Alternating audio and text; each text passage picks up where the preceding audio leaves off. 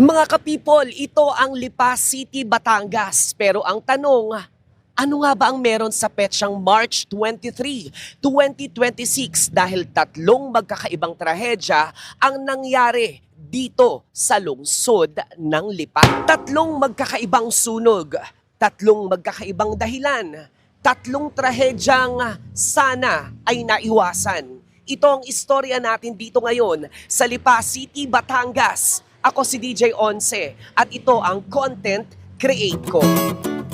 Mga ka-people, ito ang kahabaan ng Jose P. Laurel kung saan sa bandang kaliwa ay matatagpuan ang San Fernando Air Base, Lipa City, Batangas. Hindi tayo nabigyan ng pagkakataon na makapasok sa loob ng San Fernando Air Base dahil ito ay isang military base dito sa Lipa, Batangas. Pero ang dahilan ng sunog, grass fire.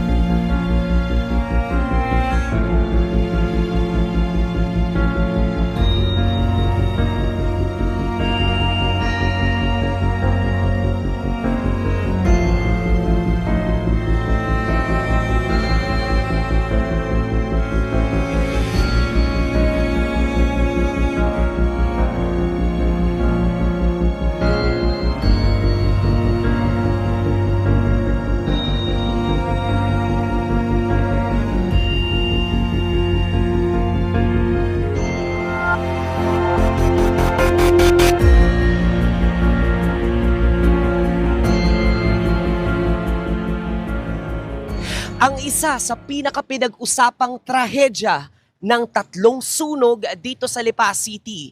Ito ang Purok 6, Ludlod, Lipa, Batangas.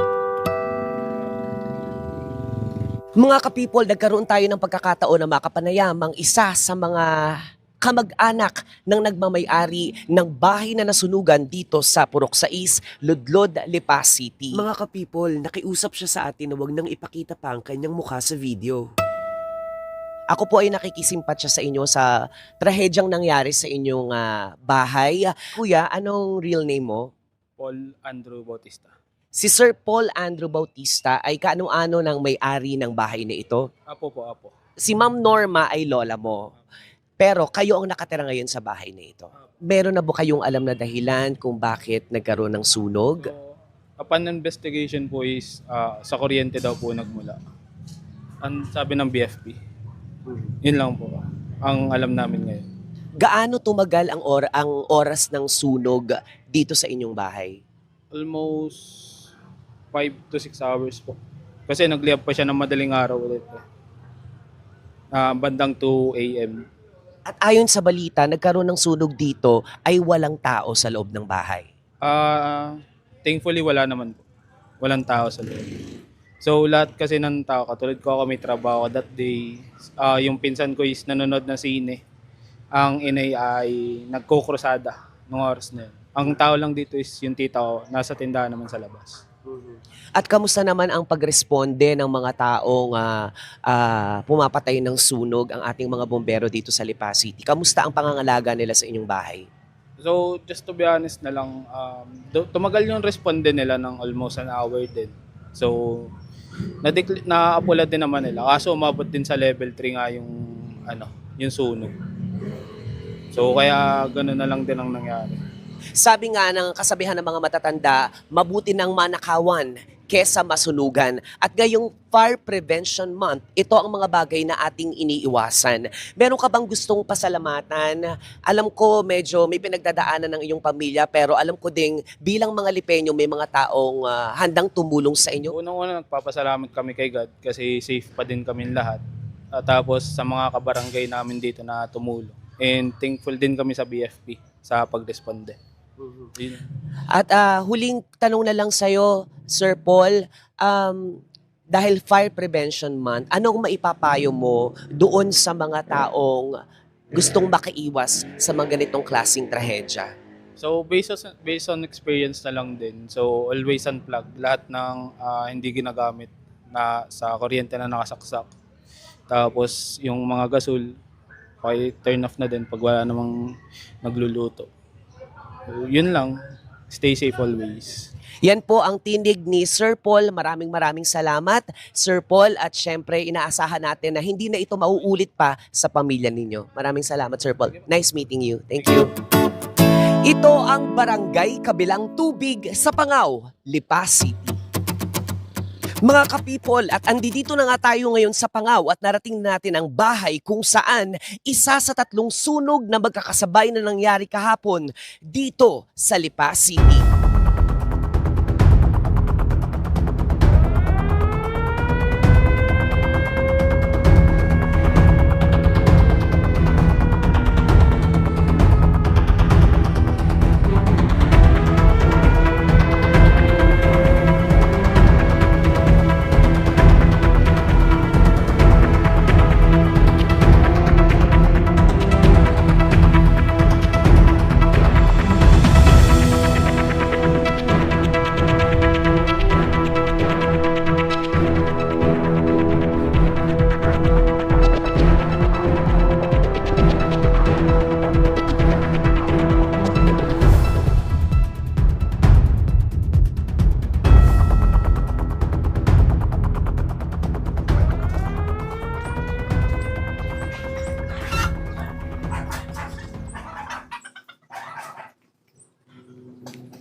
Mga ka-people, kasama natin si Sir Manuel Ramirez, ang isa sa mga kapitbahay ni Sir Enrique na nagkaroon ng konting sunog kahapon.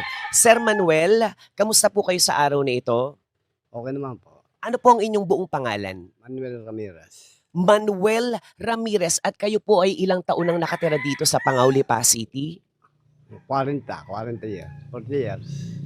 Ano po ang naging experience ninyo kahapon dito? Kasi 3 sunog po yung magkakasabay na nangyari dito sa Lipa City. Pero ang bahay ni Sir Enrique ang maswerteng nakaligtas sa mas malalapang disgrasya. Ano po ang nangyari, paano nangyari, at paano natapos?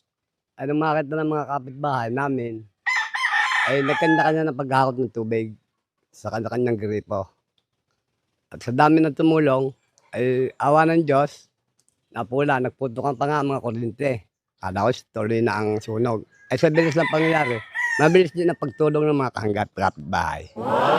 Ayun naman pala, kaya pala mas naging madali ang pagpatay sa sunog ni na Sir Enrique dahil talaga namang masasabi nating lumaganap ang bayanihan dito sa Pangaw, Lipa City. At nasabi po ba sa inyo o nalaman niyo po ba ang dahilan kung bakit po nagkaroon ng sunog? Bakit po nagkaroon ng pagliliyab? Ay nagkaroon ng konting apoy doon, kumalat. Nakaabot doon, dulo doon, may mga damo. Tumaas ang apoy. Ano ho ang dahilan ng pagkakaroon ng apoy? Ba't ho biglang nagkaroon ng apoy? Hindi malaman kung natapunan ng sigarilyo o basta lang makita, mataas na ang apoy. Kaya dalas na lang mga tao sa pagtulong. So, may mga naapektuhan din po bang mga kable ng kuryente? Naglaga pa ka ng mga kuryente ng paraon.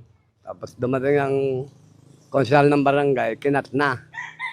At dumating din ang 2 konsyal ng barangay ang dumating. Lang po.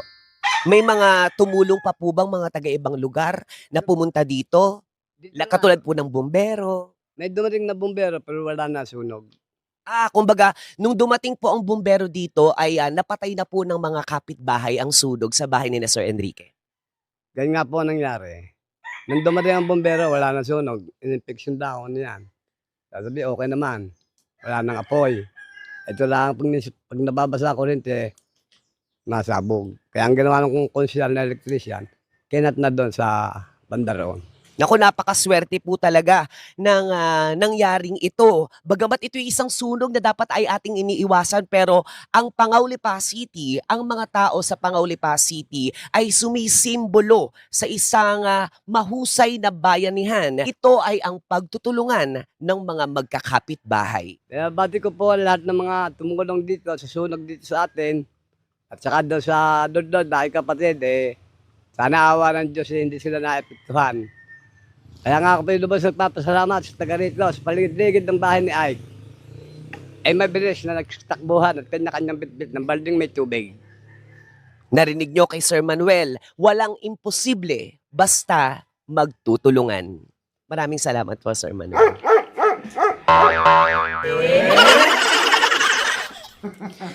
Mga kapipon, maswerte naman tayong nagkaroon ng pagkakataon na makausap at makapanayam ang may-ari ng bahay na ating pinag-uusapan dito sa Pangaw, Lipa City. Walang iba kundi ang nakangiti na ngayon na si Sir Enrique Manansala. Sir Enrique, kamusta po kayo sa mga oras na ito?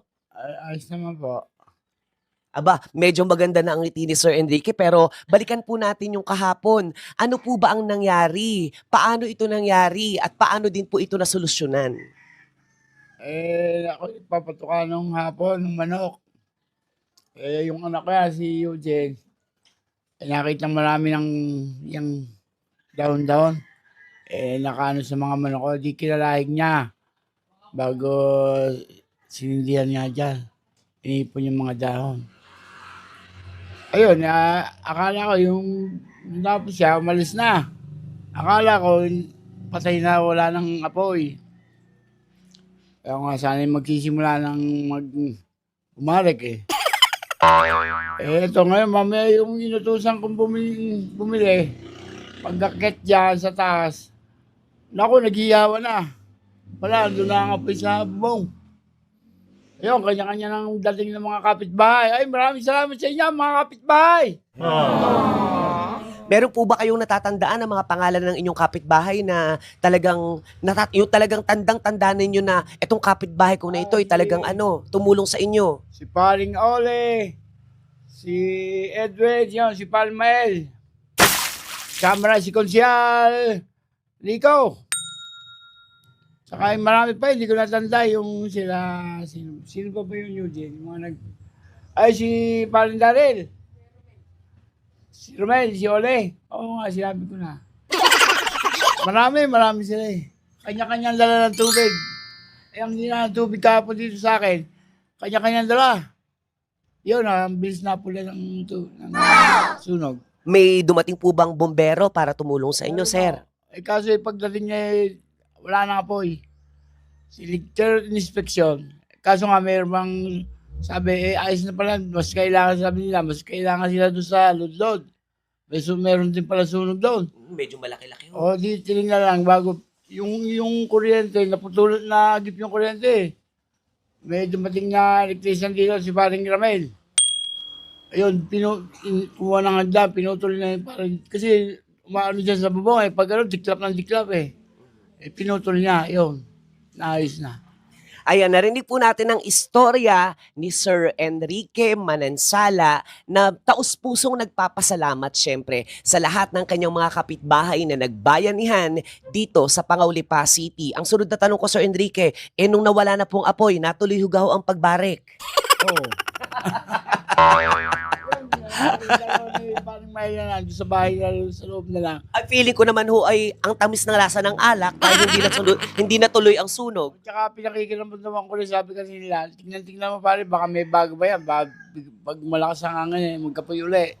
Kaya doon na kami sa gildo, sa bintana, So dahil po Fire Prevention Month ngayon dito sa Pilipinas kung saan ito ang buwan na merong pinakamaraming nasusunog sa Pilipinas, ano po ang maipapayo ninyo para makaiwas po sa sunog? Pag kayo mayroong nagsilab, babantayan nyo. Huwag nyong iiwanang hindi patay. Yan nga po, ang tinig, ang totoong istorya ni Sir Enrique Manansala ng Pangaw, Lipa City. Maraming salamat po. Kahit kailan ay hindi masasabing swerte ang magkaroon ng sunog. Pero ngayon, masasabi nating swerte na nakaligtas sa paglaganap ng malaking apoy ang bahay ni Sir Enrique.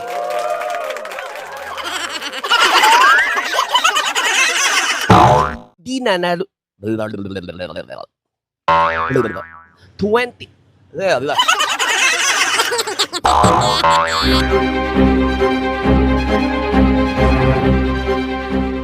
Kahit anong istorya, kahit saang lugar, kahit sinong tao, basta't interesado ang mga people, pupuntahan natin mga ka-people. Dahil ito ang content na ikukwento ko ang mga kwento nyo. Basta ang mahalaga, dapat totoo. Ako si DJ Once at ito ang Content Create Ko by DJ Once. Kaya follow and subscribe na please.